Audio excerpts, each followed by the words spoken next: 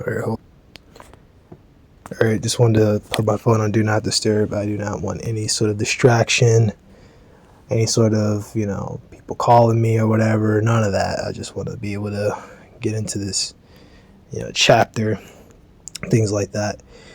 So as always, before we do anything, when we start talking or anything, going in the spirit into these scriptures, gotta say, Kalayim La Yahweh Bashim Yahushai Bashim Ha Rakak Wadash.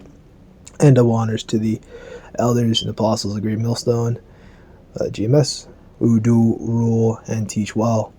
And this young brother here, Shema Shwan, Bun, Yehoiada, alright, Shema Shwan, Samson, so you say it in the Hebrew, and then son of Judah, right? And you should already know the names. If you're watching this video, chances are you've already been watching the videos, and you should know the names. If you don't, go watch GMS Elders the Milk, or just look up GMS names of the Most High, and you'll find 1,000, or maybe not 1,000, but you'll find a lot of videos breaking it down, because they like to take videos down. They'll clip it, especially the old stuff. They'll clip it. It'll get clipped. So this is the book of Jeremiah 11, and right, this is really the point. Verse 6, then the Lord said to me, proclaim all these words in the cities of Judah and the streets of Jerusalem, saying, hear ye the words of this covenant, and do them. All right, now, this is what Jeremiah was commanded to do back then, but in our times now, we've been commanded to do a similar thing, except it's not just Judah, it's Judah and Israel. Jeremiah 50 and 33, Judah and Ephraim, Judah and Israel were captive together. Those that held them fast. Those that held them fast. So right now here in America, though the insular kingdom are here suffering together. Here in Americas, we're both here suffering together, sharing this torment. Being under the so-called white man, and of course our brothers abroad are dealing with the same thing. You got Judah and Jake all across the Europe, Holland, Britain and stuff like that, and Italy. You got the one brother in Italy and stuff like that. Don't know if we have any French brothers or anything. Germany, I know Germany has some brothers, and it's that's just what it is. You got brothers from all corners. You got scriptures like that. Thinking of like what's Isaiah 11. Also like Revelation, the 7th chapter. You got men that are gonna get beamed up in the chariots from everywhere. And there's men teaching. I was believing in spirit they could be 144,000, and they didn't have to. They don't necessarily have to be in America. They got brothers at 144,000 all over the place. So, there's your answer. There's nothing says it has to be 144,000 here in America. It's everywhere. Make sure I acknowledge you brothers. Because those brothers out there, they go hard. They go in. And they out there. All the brothers out there go hard. New York brothers. Brothers out there, South Carolina, you always be hearing the brothers out there in Texas. I think there's brothers out there in Texas, or maybe I'm thinking of someone else, but I'm pretty sure there's brothers out there in Texas. There's brothers in Texas, Dallas, ain't it? Yeah. But there's camp out there. I always be hearing them, watching them, watching their videos and stuff like that. Brothers all over the place, man. Like it's so many brothers in so many camps. I can't keep up with them. They're everywhere. So don't get mad if I didn't mention you or something and say that. I don't mean disrespect. Verse 7: For I earnestly protested to your fathers in the day that I brought them out of the land of Egypt, even to this day, rising early and protesting, saying, "Obey my voice." Right? And he did that through Moses and stuff like that. Constantly telling them, get right. And the people, they didn't listen. Joshua took that up, saying, hey, get right. Look at Joshua 23. People did not listen. They said, "Oh, we'll listen. We'll listen. We hear this word that you say, and we shall do it." And then they didn't. They did the same thing, and then, oh man, you go into like the split. I mean, Judah was just. I mean, well, Ephraim was wilding out. He was just bold with it. But then Judah did the same thing. Even in this, as many of the cities are like God's old Judah. I think it's this way. Yeah. We're not going to go that far probably, but right. Yet they obeyed not, nor inclined their ear, but walked everyone in the imagination of their evil heart. Therefore I will bring upon them all the words of this covenant, which I commanded them to do, but they did them not. Right, all the curses divided and described in this covenant, which we always go into Deuteronomy 28, and stuff like that. Deuteronomy 28, 68, stuff like that. We always go into those things over and over and over again because that's what happened, and this tells you plain and clear. I mean, it's in so many chapters and so many places across the scriptures that I mean it's just so many. You got them in got stuff that's in second Esdras and other stuff in Tobit. These are scriptures in Tobit. I say the exact same thing. And they're everywhere. They're just plain and clear everywhere. And now the Christians, do they talk about any curses? I've never seen a Christian ever talk about the curses. Now the curses are still around to this day. There's nothing that says, because Yahushua came on the earth already, that there's no more curses and that everyone can be happy-go-lucky and the world is just happy and peaceful and you can be happy and you can just commit sin and be a demon. It's nothing like that at all. It's not there. It's not there. Now when Yahushua does come back and they're beamed up, saved, there will be order on the earth. You're not going to be able to do whatever the hell you want to do. There's no free will. There'll be no, freedom for you people, freedom to do whatever the hell you want. No, it's going to be order. Everything's going to be in order. And the elect men will have the freedom. No, there's no such thing as free will, but you know what I mean. We'll be able to enjoy ourselves. We'll have our woman, the things that we're owed. The Lord has promised to us. Not saying that He owes us anything, but we're gonna get the things that we're owed from you nations. You nations owe us things. So we'll get that. And the Lord said unto me, conspiracy found among the men of Judah and among the inhabitants of Jerusalem. Right, obviously before destruction by Babylon. Right, so it looks like Quashar, conspiracy, treason, unlawful alliance. Right, conspiracies means to bend, breathe against. So there's a conspiracy, or groups of them getting together, groups of people, wicked people getting together to turn against the Lord. Unlawful alliance. So that's what it is. Alright. They are turned back to the iniquities of their forefathers, which refused to hear my words, and went after other gods to serve them. The house of Judah and the house of Israel have broken my covenant which I have made with their fathers. So it's another scriptures you could bring out to people, and when they come out, and they hear you for the first time, hey man, what is this all about? It's like, hey man, well, we believe this, and then you can go say, hey, our people are in this low position because of the curses. Right, and this is something that we prophesied to happen to the nation of Israel. Right, the Amalekites are not suffering like that. They have their land. The Israeli land authority runs things. They have military. Scripture said that our mighty men would be taken from us. We don't have no military power. We don't have no official military or anything.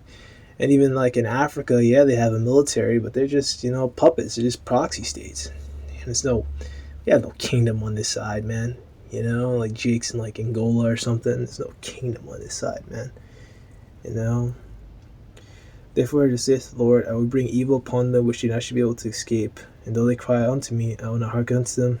They shall the cities of Jerusalem and the cities of Judah and the inhabitants of Jerusalem go and cry to the God unto whom they offer incense, but they shall not save them at all in the time of trouble. Right?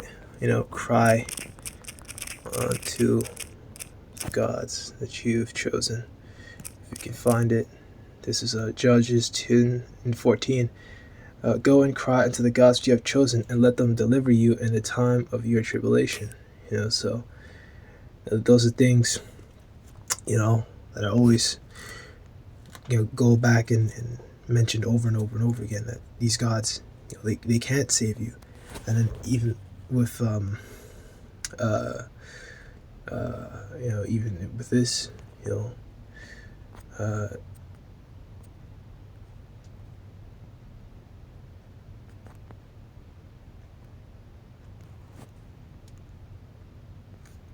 yes, this is the book of 1 Samuel 5:1. The Philistines took the ark from the Most High, which they stole. Was it from Shiloh? You just read here, and take the ark, and they have victory over us, and they kicked their asses, and that was that. Now the ark, which you read about, and I think it's Second Maccabees, something. It was basically removed. We had it removed and moved somewhere else. I can't remember where it is, but I think it's Second Maccabees. Brothers have gone into it, but I think it was one of the prophets or something that the Lord sent him to grab the ark and basically take it and hide it somewhere, and no one knows where it's at now. It's gone. Don't worry about it. So.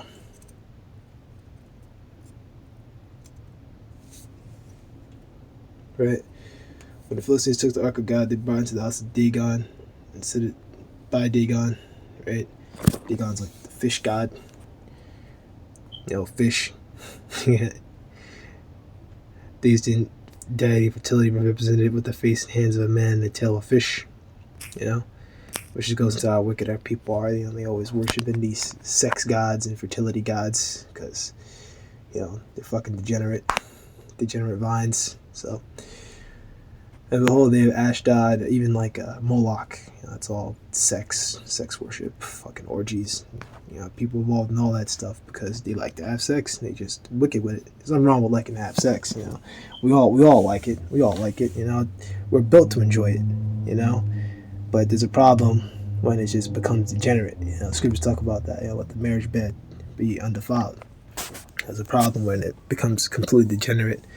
And it becomes like orgies and gangs and running a train and then using different holes, I'll say it like that you're not supposed to use, and then it becomes degenerate and it becomes fucking disgusting. Right? You're supposed to do it the old fashioned way, natural way. Right? Keep it all natural, bro. Right? And when they of Ashdod rose early in the morning. On the morrow, behold, Dagon was fallen upon his face to the earth before the ark of the Lord. And they took Dagon and set him in his place. Now, if these gods are real, why is he fallen? Why is the idol fallen? And if that Dagon is truly, the deity that we should be worshiping, why is it fallen? There's other scriptures to gods. These people are demons. Said Paul said that in the Pauline scriptures, but. The gods are all demons. They're all demons. These, idolaters, they could commune with demons and demonic energy and stuff like that. And you see that Bohemian Grove. And when they arose early in the morrow, Dagon was fallen. Actually, I think I read that. Oh yeah. And when they arose early in the morning, behold, Dagon was fallen upon his face to the ground before the ark of the Lord. The head of Dagon, both the palms. Were cut off upon the threshold. Only the stump of Dagon was left unto him. Therefore neither the priests of Dagon nor any that come to Dagon's house tread on the threshold of Dagon to this day. But and then the Lord pretty much brought tumors on them and started fucking them up. Or they say the bubonic plague, which would later take us out. Black Death, which they say came with rats or something via boats from like China or something. I can't remember. But that's what really, jacked us up and killed us off. And that was the end of Jake's rulership in Europe. He had to kiss that goodbye. Yeah, we were wicked anyway. Jake in Europe was wicked anyway. Okay, so I read that already. So you don't need to come into this. Here you go. Actually, I'm gonna read all the way down to this. I wasn't exactly planning on it. I only wanted to go into the first chapters, but verses.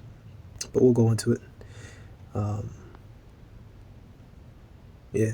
Then shall the inhabitants of Jerusalem go and cry to the gods in the offer incense, and they will not save them at all in the time of their trouble. Same thing now.